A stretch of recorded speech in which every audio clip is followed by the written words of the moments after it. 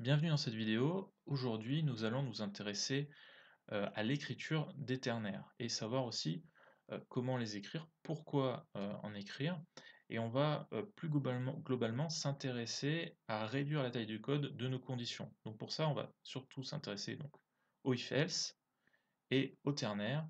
Il y a aussi le switch qu'on pourrait utiliser, mais ça c'est une autre manière de faire dont je ne parlerai pas aujourd'hui. Alors, à gauche, j'ai ouvert Visual Studio Code avec un code assez simple, hein, donc un let avec une variable a qui est déclarée à 3, un if et un else. Donc if, je teste simplement si a égale 3 et j'affiche le console log, sinon j'affiche un autre console log. Et à droite, donc, mon navigateur ouvert sur la fenêtre console. Alors, vous savez sans doute comment marche un if. Donc là, vous voyez que comme a égale 3, on ira lire test if de a égale 3, donc c'est ce qu'on voit dans la console. Mais on peut aussi ajouter else if. Else if, c'est simplement pour rajouter d'autres conditions dans un if else, et donc venir par exemple tester une autre condition. Je veux dire, voilà, si else if, sinon si a égale 4, alors tu m'afficheras, donc là je vais reprendre le console log, de a égale 4. Donc pourquoi utiliser le else if? Donc c'est pour rajouter des conditions. Vous pouvez aussi tester plusieurs variables. Par exemple, on pourrait très bien se dire est-ce que a égale 3? Et moi, ce qui m'intéresserait en fait, c'est de savoir si a n'est pas égal à 3. Donc je veux tester savoir si b égale à 4. Donc ça permet de faire des tests sur plusieurs conditions avant d'effectuer le sinon. Alors, si vous testez une même condition, il est préférable d'utiliser le switch. Alors, si vous avez que deux conditions à tester, le else if s'y prête très bien. Par contre, si vous avez de nombreuses conditions à tester sur une seule variable, le switch reste la meilleure, euh, le meilleur moyen de l'écrire. Voilà, de l'écrire sera beaucoup plus clair. Euh, donc voilà pour ce qui est du else if. Alors, vous pouvez le réduire, vous pouvez réduire la taille du else if de différentes manières. Alors, la première, c'est toujours si vous écrivez qu'une seule ligne de code au niveau de la condition, vous pouvez venir ôter les crochets.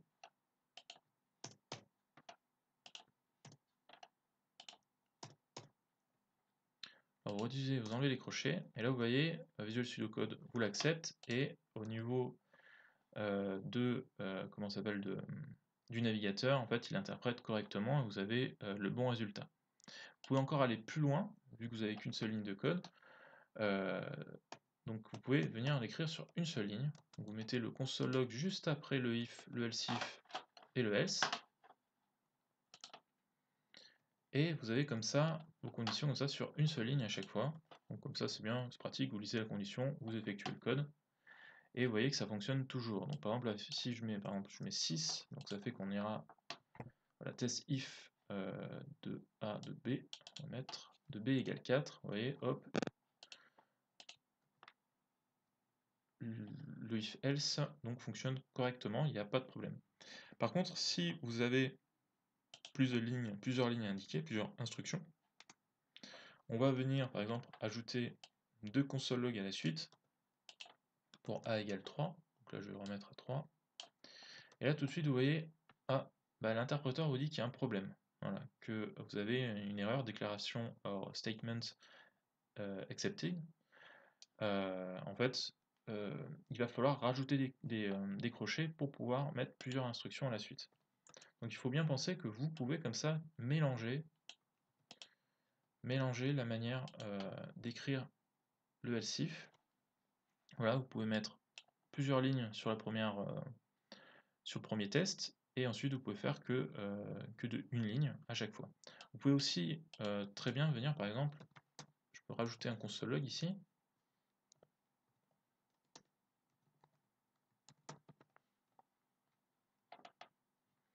Donc là, je vais juste mettre A égale A. Donc là, actuellement, on aura 3. Et je peux venir,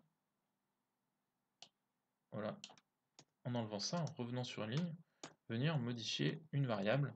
Par exemple, à 3, je vais le passer à 6. Donc vous voyez, a égale 6. Voilà, donc c'est quelque chose qui est envisageable, il n'y a pas besoin de mettre de return, hein, c'est pas une fonction. Donc on peut venir récupérer comme ça les informations. Alors il y a une autre manière d'écrire, et cette fois-ci de pouvoir tester un if et un else sur la même ligne. Parce que là actuellement, vous voyez, si je fais ça, bah là Visual Studio vous dit qu'il y a une erreur et qu'il risque d'avoir un problème au niveau de l'interprétation du JavaScript. Et là il vous dit ajouter un point virgule. Donc si vous ajoutez un point virgule, vous pouvez le faire comme ça. Voilà. L'interpréteur du navigateur n'aura pas de problème pour interpréter à la fois le if et à la fois le else if. Mais vous avez une manière de faire qui est beaucoup plus pratique, c'est la ternaire. Alors la ternaire, ça s'écrit comme ça. Alors, l'objectif c'est de récupérer une donnée. Donc pour ça, on va créer une nouvelle variable qu'on va appeler résultat. On va mettre un égal.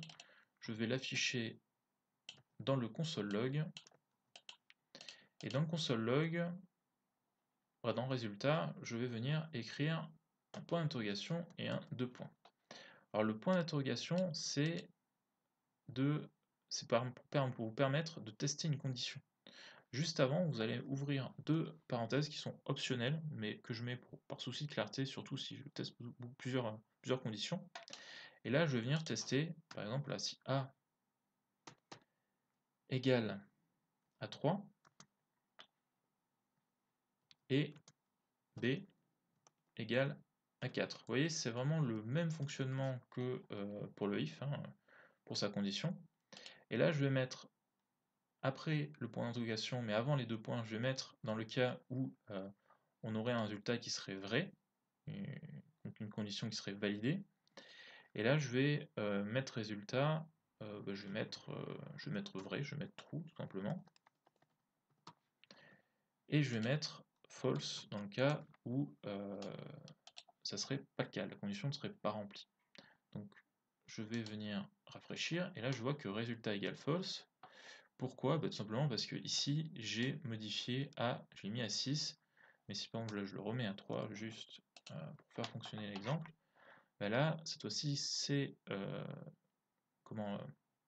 la condition est validée, et donc je suis à true. Alors on peut envoyer tout type de variables, de valeurs.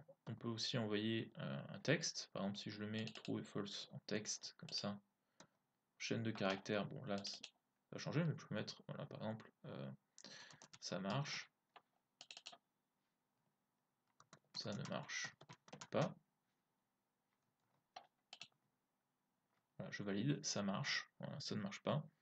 Et après, on peut mettre aussi des variables, des flottants, peu importe. Donc voilà comment fonctionne la ternaire et comment réduire le code au niveau de vos conditions if et else.